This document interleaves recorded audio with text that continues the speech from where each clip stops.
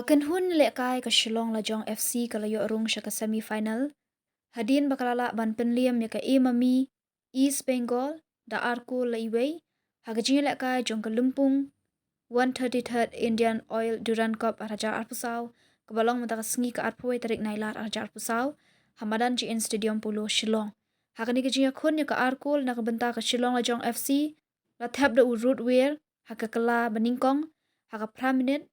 Bat hakakala ka baar jong ka jingya kun ka Lajong hakapra pulai minit ka layo ban penki jar biang jalang da ufigo hakapra pulai minit.